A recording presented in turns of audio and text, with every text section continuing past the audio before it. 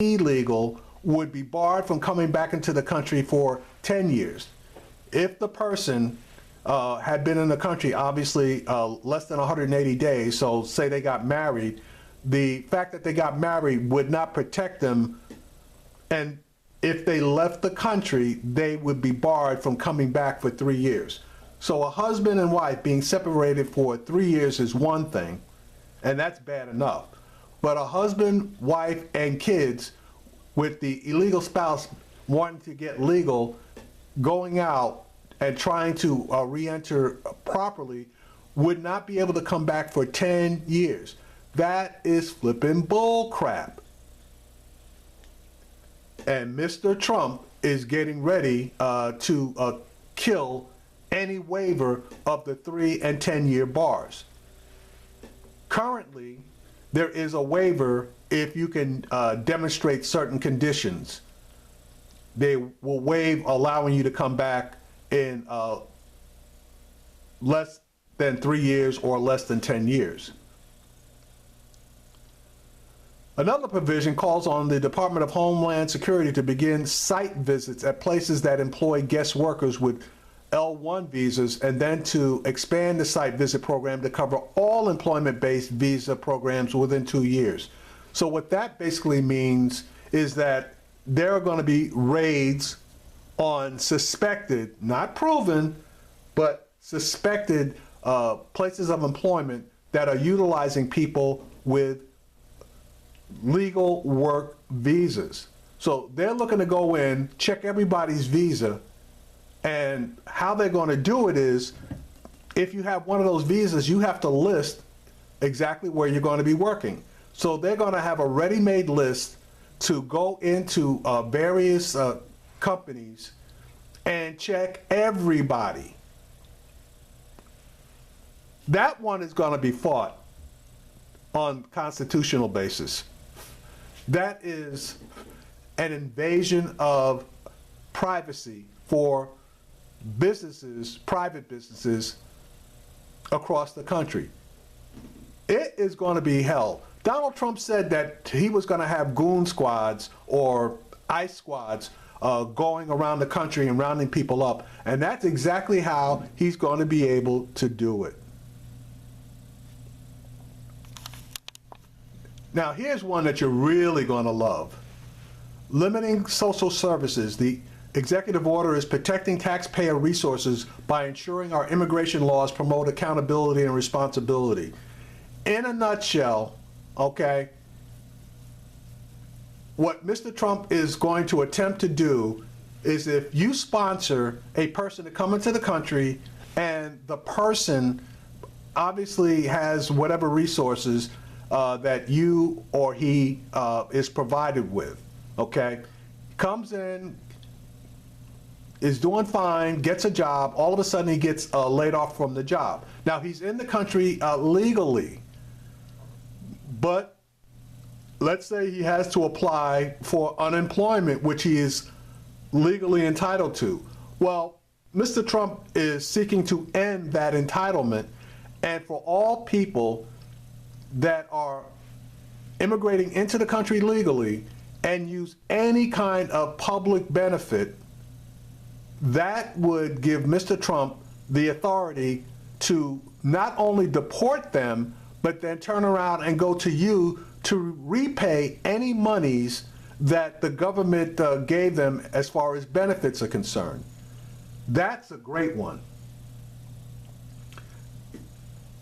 Currently, the federal government looks at use of cash benefits like temporary assistance for needy families when it's making a public charge, but not in-kind benefits like Medicaid and the Children's Health Insurance Program. The executive order would ask the Department of Homeland Security to issue a rule saying that an immigrant can't be admitted to the U.S. if he's likely to get any benefit determined in any way on the basis of income, resources, or financial need. Furthermore, people who use any of those benefits and are in the U.S. on visas would be subject, as I stated earlier, to deportation. And again, It would also require the person who sponsored the immigrant into the U.S. to reimburse the federal government for any benefit the immigrant used. It would direct the government to publish regular reports on the benefits used by immigrants in the U.S. and how that money could be reinvested in the inner cities, something Trump proposed as a candidate.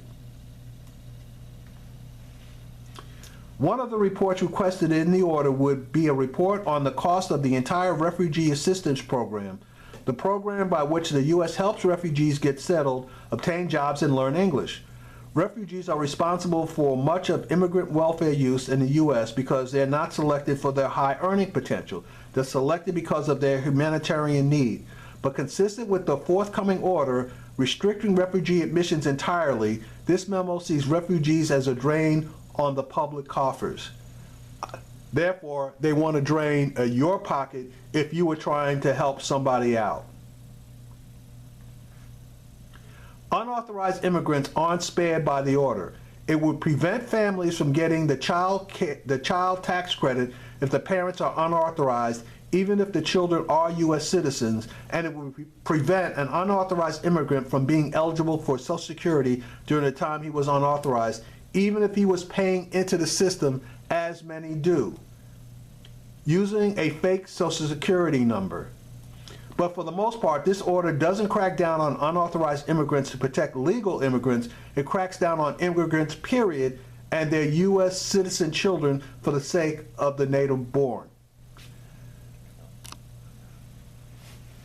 It's funny how they don't advertise, they're not advertising these particular executive orders.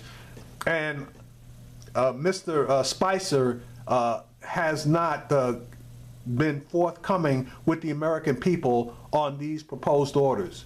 And it's just like when they had purposely put together an executive order regarding torture. Mr. Spicer got up in front of the American people and swore up and down that, number one, the document was not prepared by the White House, which it was, and number two, he hadn't seen it. He later had to come back and, I can't say privately, but with little fanfare, admitted that the document was White House prepared and that he had seen it. You know, whistleblowers, like the ones that have dropped the dime with these particular documents, should not be chastised. They should be commended, because it's not just the Republicans that do it, the Democrats do it too. But the American people need to know exactly what's going on and what's in the minds of these guys so that we can let them know exactly where we stand on the things that they're proposing. You know, I don't want to have to wait till after all this stuff is already either legislated or put into practice by executive order to make my displeasure known. Now, the American people have been effective as far as making their displeasures known on certain things. I had done a video the other day regarding the shutdown of information out of the various departments in the executive branch, and once the people got wind of that, Mr. Trump and his cohorts basically backed away. All of the government agencies are now fully able to disseminate information to the public and to Congress. We need a lot more of that. We need to hold this man accountable. We need to do something about Steve Bannon and Kellyanne Conway, and we need to do something about the nominees that Mr. Trump is putting forth for the secretary positions of the various departments. Hopefully the Democrats will grow a set when it comes to Donald Trump's nominee for the Supreme Court, and if that person isn't a moderate, he should be filibustered and voted down. Hopefully we will see that happen.